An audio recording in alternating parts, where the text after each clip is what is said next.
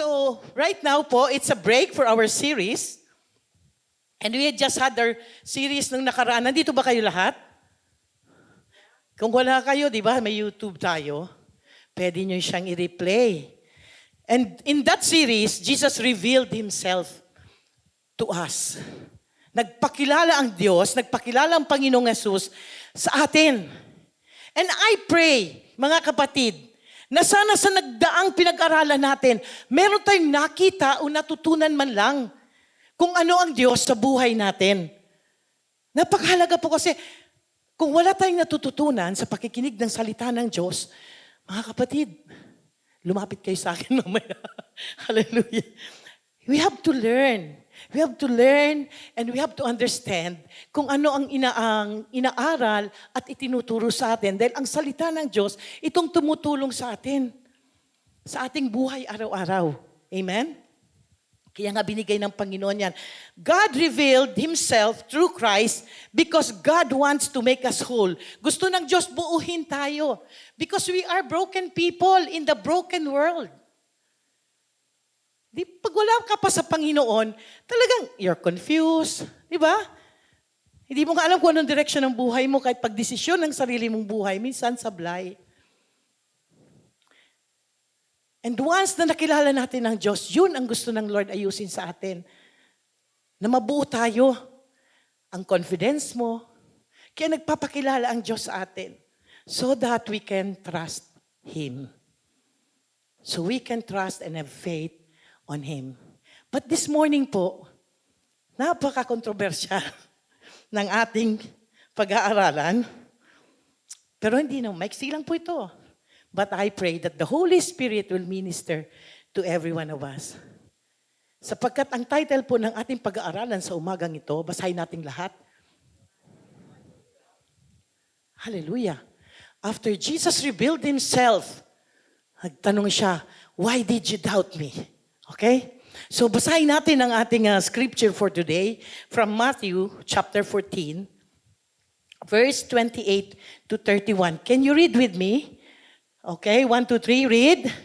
Then Peter called to Him, Lord, if it is really you, tell me to come to you, walking on the water. Yes, come, Jesus said. So Peter went over the side of the boat and walked. But when he saw the strong wind and the waves, he was terrified and began to sink. Save me, Lord, he shouted. Jesus immediately reached out and grabbed him. So little faith. Jesus said, why did you doubt me? God bless His word. Diba? Sabi niyang Panginoon kay Peter, why did you doubt me? Tayo ba, nagdududa ba tayo sa Panginoon? Alam niyo ba, itong nangyaring ito, si Pedro, katatapos lang ng mga himala ng Panginoon ito eh.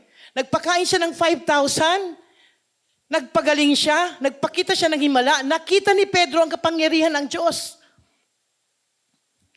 Pero dumating pa rin sa buhay niya, ang nagduda siya doon sa pinaniniwalaan niya. Iba po yung unbelief sa doubt, mga kapatid. Ang doubt kasi naniniwala ka, nagdududa ka lang. Pag unbelief po, totally hindi ka naniniwala. Okay? So iba kasi napapag-ano nila, kala yung unbelief is doubt. No. Si Peter, alam niya, Jesus is powerful. Jesus can do miracles. Pero nagduda siya. You know why? Bakit dumarating ang pagdududa sa buhay natin? When we shift our focus from God to ourselves. Pag yung paningin natin ay hindi na nakatuon sa Panginoon, nakatuon na sa atin. Kasi kung makikita niyo pang kwentong ito, sabi ni Pedro, Panginoon, kung ikaw talaga yan,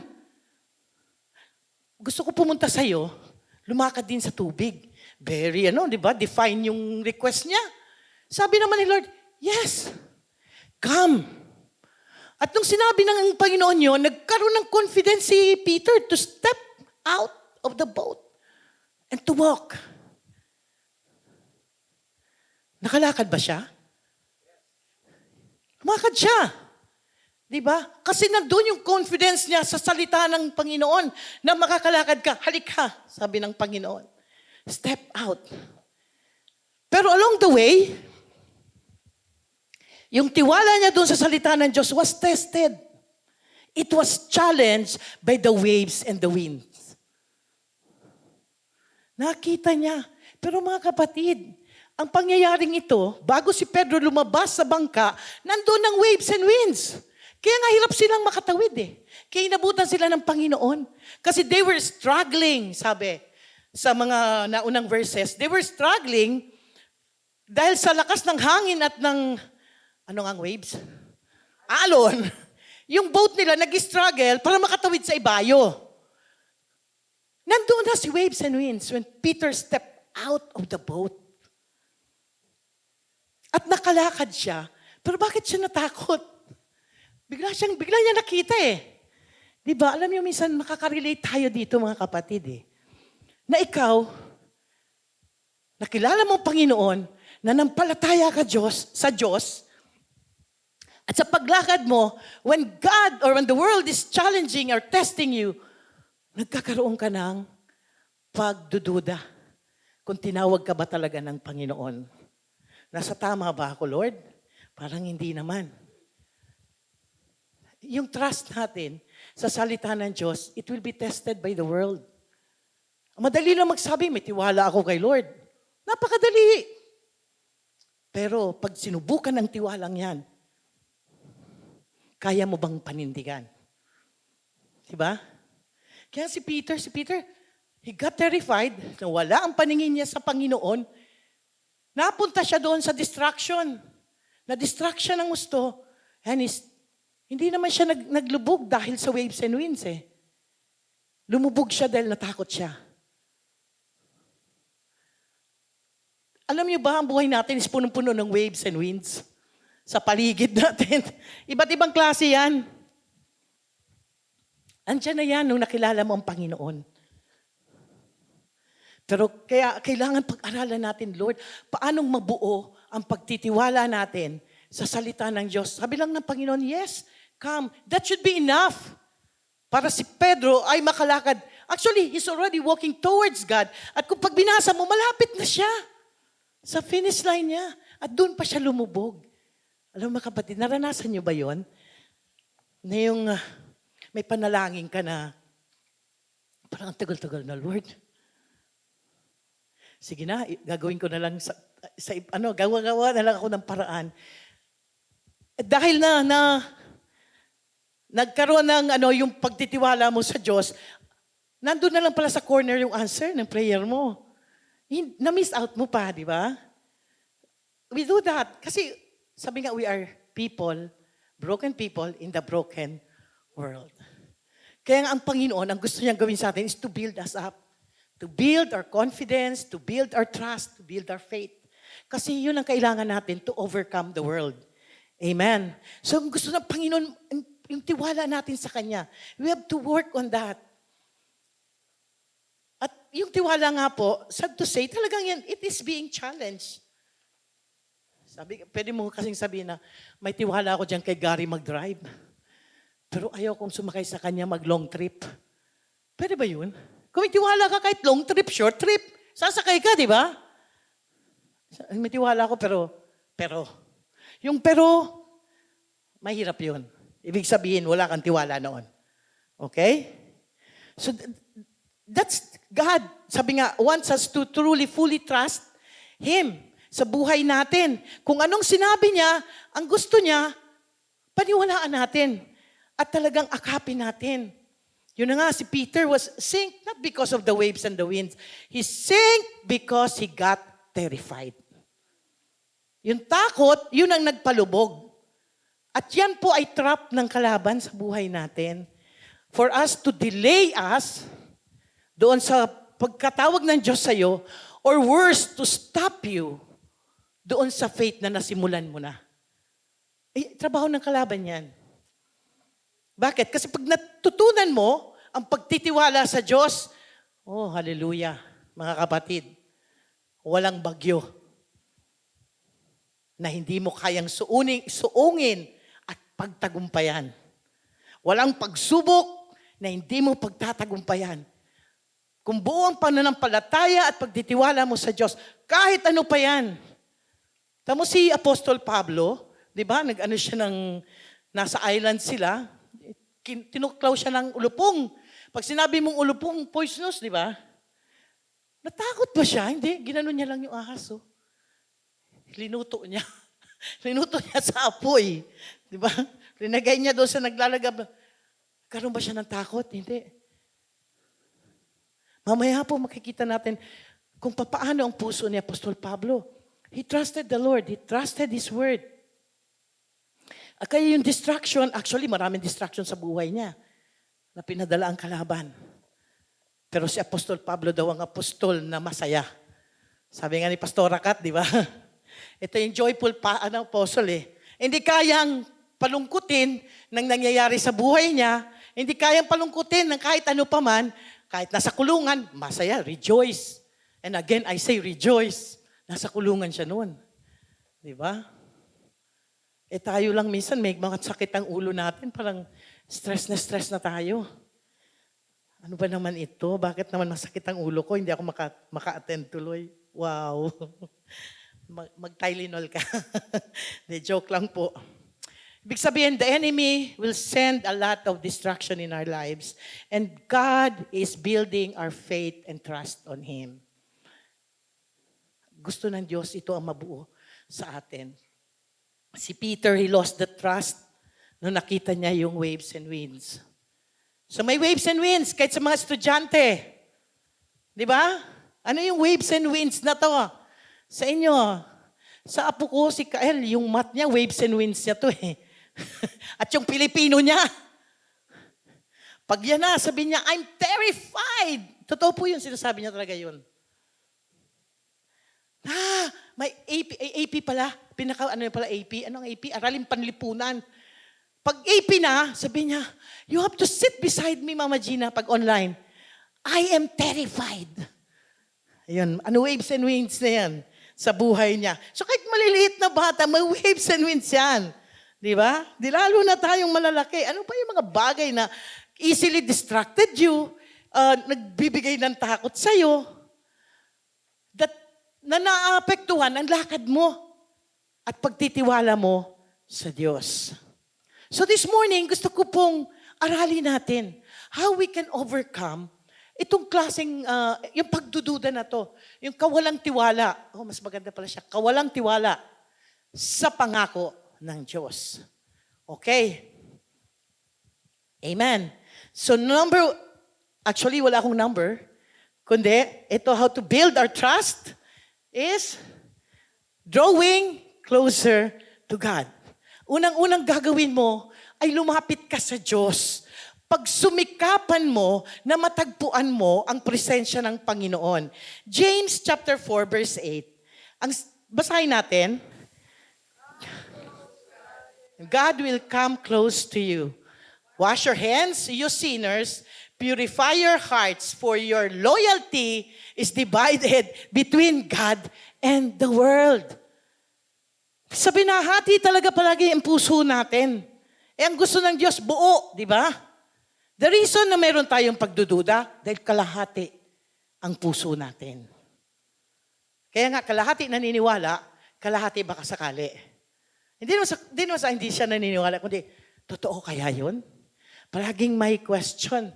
Kaya ngayon, pag ang world, tinanong ka na, talaga bang your God will be there in times of your trouble? Dahil kalahati ang puso mo, may entertain ka eh. Oo nga, no. Kung hindi ako magtatrabaho ngayon, paano sa retirement ko? Baka, wala nang tumanggap sa akin kasi wala akong pera. May mga narinig po kasi akong ganyan eh. They are working for their retirement. Na pag nag-senior na sila, nag-retire na sila, marami silang pera sa bangko para maraming mag-alaga sa kanila. Amen? Kaya ako, wala akong pera sa bangko. Baka walang mag-alaga sa akin. Pero alam niyo po, ang Panginoon, may pera ka o wala. may pera ka o wala. Pagkasama mo ang Panginoon, aalagaan ka niya. Di ba? Kailangan ng buo. Kaya nga sa kalahati, pag kalahati lang ang puso mo, yung kalahati sa mundo, imamanipulate yan ng mundo. Yan ang magiging capital niya para yung kalahati pa na loyalty mo, mapakanya. That you will be totally, sabi nga, you will totally be drifted away from the presence of God. Kaya sabi ni ni James, come closer to God. Pag sumikapan nyo, na matagpuan ang presensya ng Diyos. Paano ba natin pinapagsumikapan ito? Mga kapatid, God is always here. At ang Diyos ay buo. Hindi yung, kasi ang prayer natin, Lord, more of you in me. Siguro gawin natin, Lord, na maging more ako sa'yo. Kasi minsan yun yung kulang eh. Kalahati lang talagang binibigay mo, hindi buo. But Lord, hayaan mo, Panginoon, na maging handog na buhay ako ng buong buo sa'yo. That you can feel me. That you can use me. Kasi ang gusto natin si Lord lang. Ayaw natin na tayo ay the surrender. You know, surrendering to God. Surrender your heart, surrender your mind is a good thing. Napakagandang bagay nito. Kasi kung ang Diyos ang nasa sayo, sabi ang kapayapaan mo, hindi kayang, it's the peace that surpasses all understanding. Hindi mo siya kayang ma-explain. Sabi, nagkakagulo, pero ikaw, okay ka lang. Di ba? O, yung mundo may gera. Gera doon. Bobombahin ang Pilipinas. Di ba? One time, nagsabi sa akin, o Gina, handa ka na ba na maharap ang Panginoon? Bakit? Kasi bobombahin na daw tayo ng... Sabi ko, matagal na akong nakaharap sa Panginoon. Sabi ko sa kanya, pero mga kaibigan kong mga Kristiyano, na actually sa kanila mga joke. Pero alam niyo, sabi nila, handa ka ba na harapin kasi bobombahin na?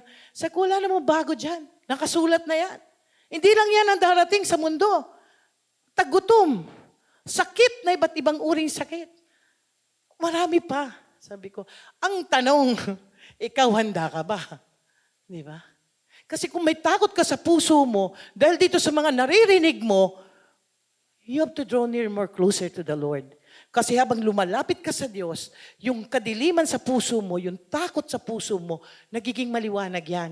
Because as you draw near to the presence of God, nag-i-illuminate ang liwanag ng Diyos sa buhay natin. Kaya nga doon natin nakikita kung ano ang mali sa atin eh. As we draw closer to God, He is light. So kung may darkness ka sa puso mo, as you draw near to the light, mas nakikita mo, may mali. May mali sa buhay ko. May mali sa pag-iisip ko. As you draw near closer to God. God is light. Amen? Kaya we have to draw near and we can trust the Lord. Sabi mo sa katabi mo, you can trust God.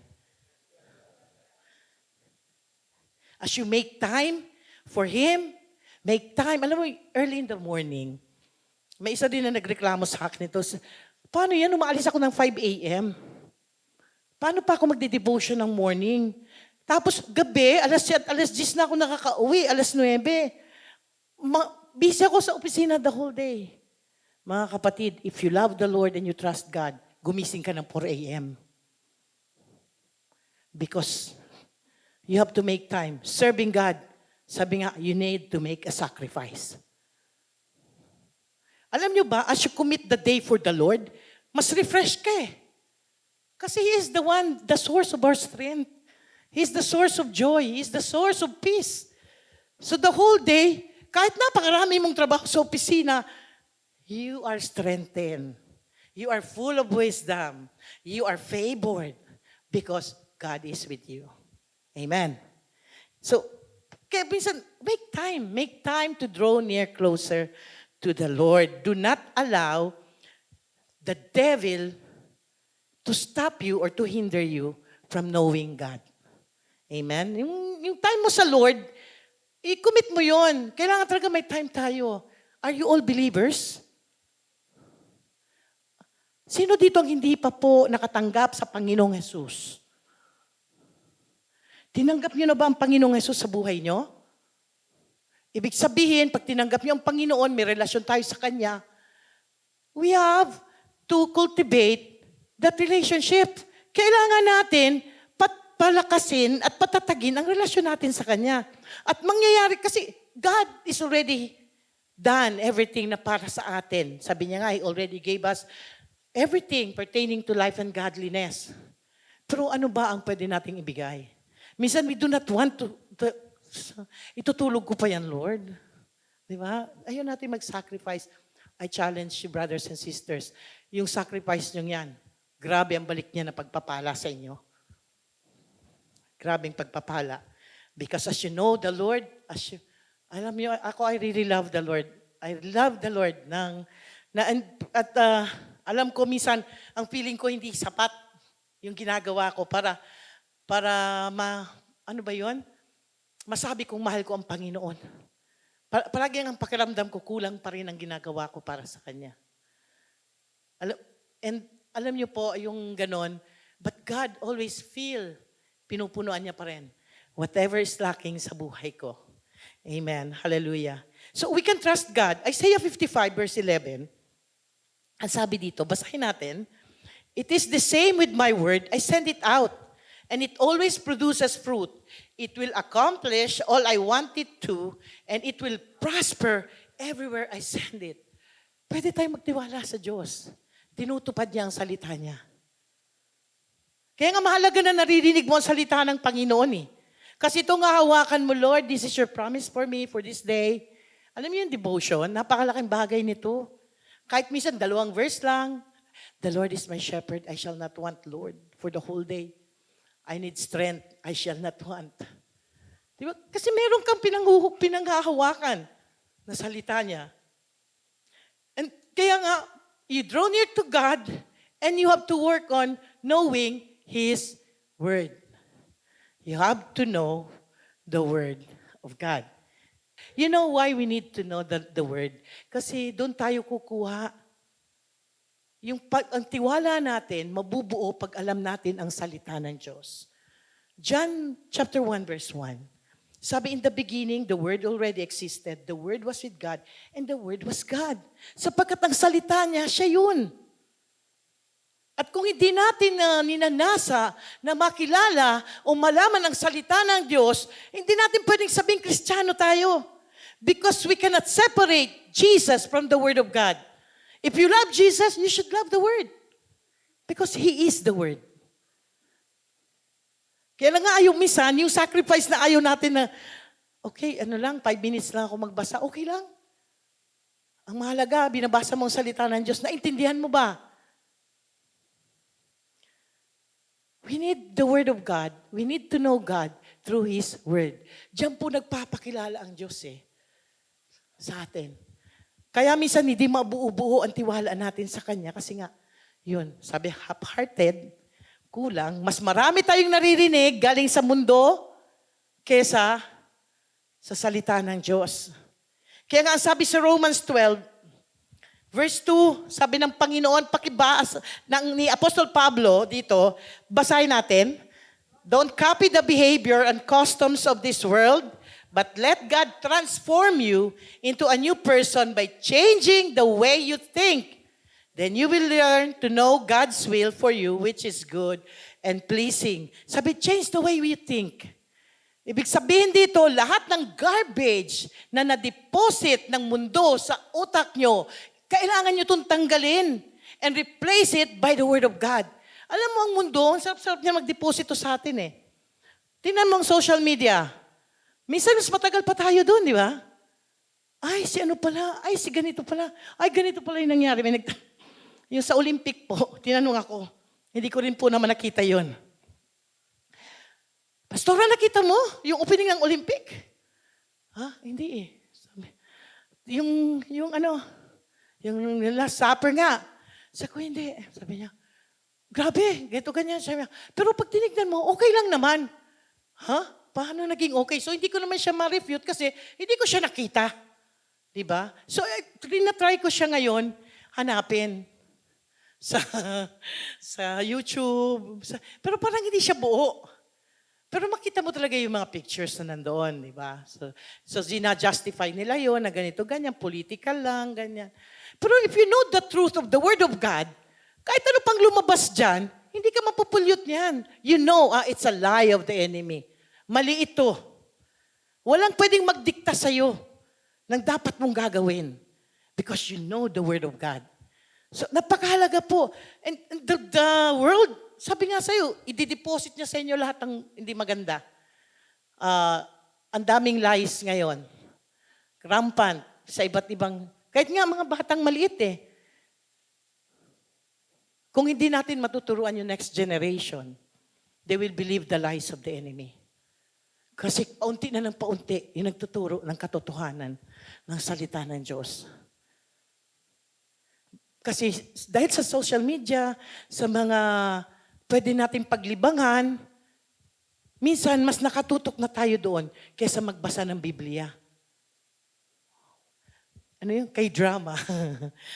Okay lang naman kung meron time. Pero ibig sabihin, kung ubusin mo ang oras mo dyan, dinanakawan ka ng kalaban. And the devil is depositing garbage sa'yo. Okay? So, remove. Sabi nga, the Word of God will dispose all the garbage that the world deposited in your mind. Replace it by the Word of God. Pag replace mo, syempre, ibig sabihin, may gagawin ka. Amen? Iyon ang sinasabi ni Jeremiah na uprooting and planting. Sabi niya, today I appoint you to stand up against nations and kingdoms. Some, you must uproot and tear down, destroy and overthrow. Others, you must build up and plant. May mga bagay na kailangan mong i-uproot, pero pag in-uproot mo, you have to plant. Hindi natin yan iiwanan nang wala. Anong tawag din? Idle. Walang tinanim. So ang brain natin, maraming kailangan i-uproot, and plant the Word of God. Para hindi na yan makabalik sa iyo. And that every time that the devil will confront you again, hindi ka pa pinatawad, I am forgiven. Di ba? Hindi, wala kang kapayapaan. I have the peace of the Lord. Jesus is the Prince of Peace. Nasa akin siya. Ay, hindi secure ang future mo. My God knows my future. He is there. Until eternity, kasama ko ang Panginoon. Pero wala kang confidence, hindi ka magkakaroon ng confidence if you do not know the Word of God. Yung Word, yun ang magbubuo at magpapakilala sa Diyos sa atin. Kasi, di ba, ang tiwala, binibigay lang natin ito sa taong kilala natin. Ang titiwala ka ba sa hindi mo kilala? Kahit pa sinabi ng kapitbahay, hindi, mabuti yan. Ay, teka muna, kailangan subukan muna to. Kahit nga yung mga kasambahay, di ba? Hindi ka ba nagtitiwala? Hindi mo sila kilala eh. And as you learn to know Jesus more kang magtitiwala sa Kanya at sa salita Niya. Because He can be trusted. Kaya lang naman hindi tayo nagtitiwala dahil hindi natin ganun kakilala ang Diyos. Personally. Alam na natin, nandyan siya, pero hindi natin siya ganun kakilala. You know, yung series natin, the I Am, pagpapakilala ng Diyos yun sa atin. Because God wants us to trust Him. Amen. Sabi niya, He is the, okay? He is the, I am the,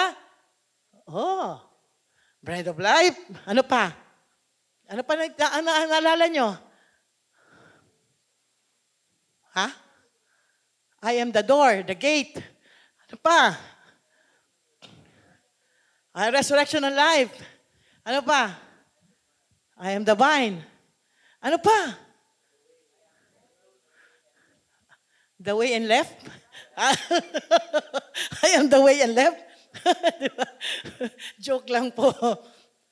So, pagpapakilala ng Panginoong Yesus, ako ang tinapay ng buhay. Di ba? Ako ang pintuan. Ako ang buhay. At muling pagkabuhay. Ako ang katotohanan, ang daan. Grabe, God has revealed Himself to us. Ini-embrace ba natin yung truth na to? When we embrace the truth of who Jesus is, hindi na tayo mawawalan ng tiwala sa Kanya. You will love the Lord. Amen? You will love Him because He is lovable. Okay, so sabi nga, you have to love God, draw near to God, know His Word, change the way you think. Yung thought patterns natin, yung thought patterns kasi natin, may ano na to sa mundo, molded by the world, how we think. So yun ang gusto ng Panginoon mabago sa atin. Yung pattern ng thought natin. How do we do that? Joshua chapter 1 verse 8. Sabi, basahin natin. Meditate on it, so you will be sure to obey everything written in it. Only then you will prosper. Sabi dito, the book of instruction continually. Pag sinabi mo yung continually, yun po. Pag continuous you're meditating the word, dito po nagbabago ang thought patterns natin.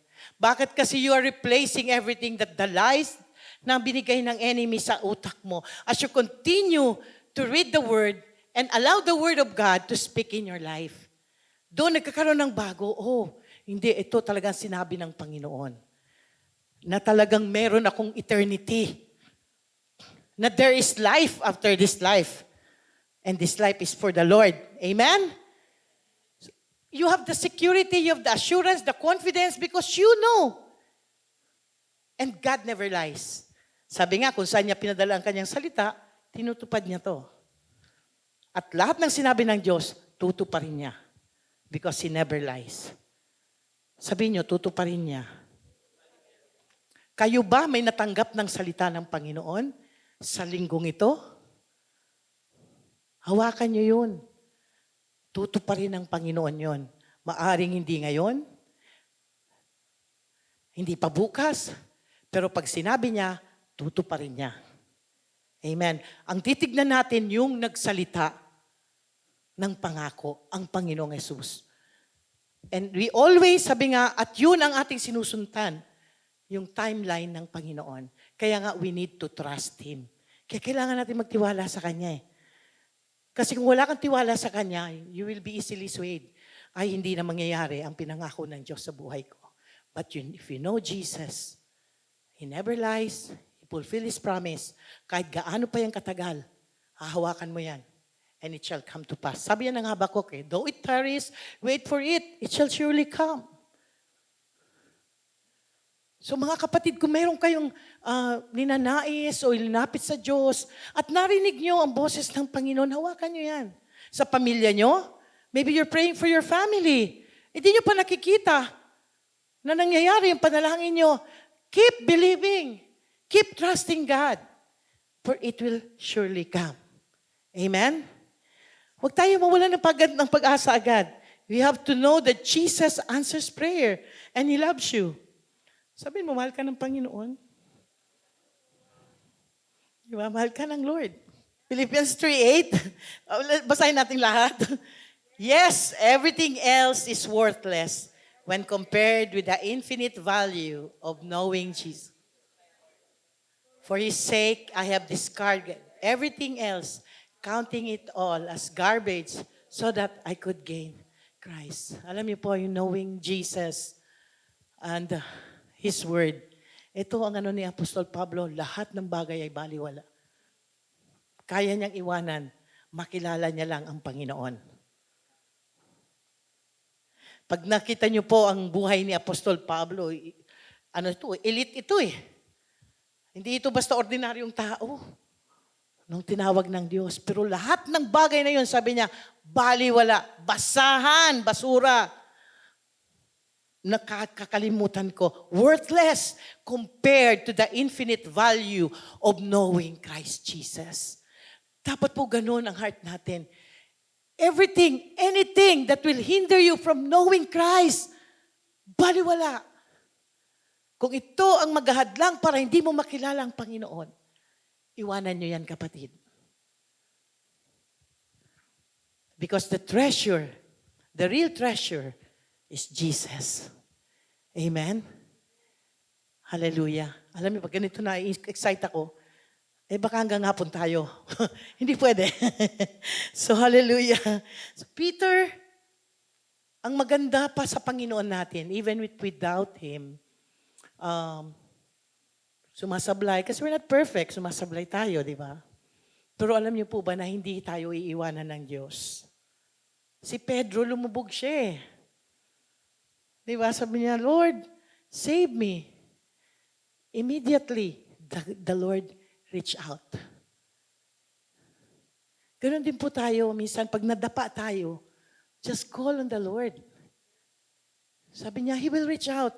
Hindi niya tayo iiwanan na nakalubog kung tumatawag ka sa Kanya. That's how good our God is. Nagdududa na tayo, okay, dumapa ka, nahulog ka, nasablay ka, Lord. Tulungan mo ako sa kalagayan ko ngayon. God will surely help you. Amen. Kahit nga sinabi niya kay Peter, di ba? Sabi niya, oh, you little faith. Ang Diyos, ang gagawin niya sa atin, pag inahong ka niya, ipapakita niya sa atin yung kahinaan natin. Kung saan ang kalaban naka-work para nadapa ka. Sabi niya kay Pedro, maliit ang pananampalataya mo. So kailangan mo work on that faith para lumakas ka. Hindi ka na uli mahulog at madapa. The same way sa atin mga kapatid, God will always reveal our weakness. Ipapakita niya kung saan ang kalaban nakaka-work sa buhay natin. Not to condemn us, but to help us overcome the enemy.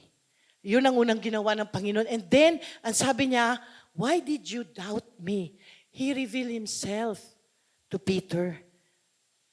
Sabi ng Panginoon, why did you doubt me? Hindi pa ba sapat na nakita mong nagpakain ako ng 5,000? Hindi pa ba sapat na nakita mo na kinurse ko ang fig tree? Hindi pa ba sapat na nagbuhay ako ng patay? Hindi pa ba sapat nagpagaling ako?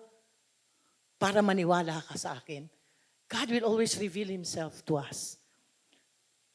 Kaya nga ngayon tanungin mo ang sarili mo, why did I doubt you, Lord? Kasi somewhere along the way ng buhay natin, nagduda tayo sa Diyos.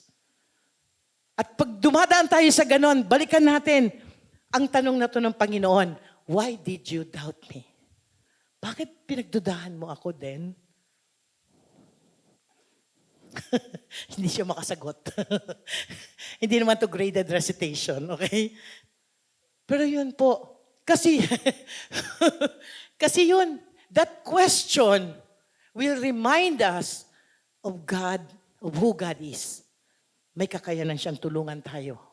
May kakayanan siya na iahaon. Oh boy. Ayun na yun. May kakayanan siya para tulungan tayo at alisin tayo sa kalagayan natin. Amen? Ano yun? Ahon. Yun, iahon. Tayo. Hallelujah. Glory to God. Hindi naman po ako English. Tagalog din po ako. Nabubulol lang. Diba? Parang tongue twister kasi. May kakayanan ng Diyos. Ang gusto niya magtiwala tayo sa Kanya. At sa salita niya. Nung sinabi niya kay Pedro, yes, come. That should be enough for Peter to walk on the water towards him nang hindi dapat nahulog or lumubog. Pero even for us, sometimes, yun na nga, may word si Lord sa atin, pero sometimes we forgot the word because there's so much distraction in our lives as we walk towards God. But don't let it stop you from moving forward. Sabi nga, He who began a good work in you will see to it na tatapusin niya yan sa buhay mo as long na humahawa ka sa Kanya. Tatapusin ng Diyos kung ano ang pagkatawag niya sa iyo. Amen? You have to remain in Him. Yun ang ano natin last week, di ba? Yung ating sa vine, you have to remain. Remain. Sabihin mo sa sarili mo, remain. And then yun nga, yung question na, why did I doubt you, Lord? Huwag natin kalimutan yun. Lalo na kung may pinagdadaanan ka. Sa pamilya mo, mga prayers na kailangan mo. Remember, nag-give up ka na, balikan mo yan. Why did I doubt you, Lord? Because God is able. Amen? Amen. At ang Panginoon will never fail us. He never failed me yet.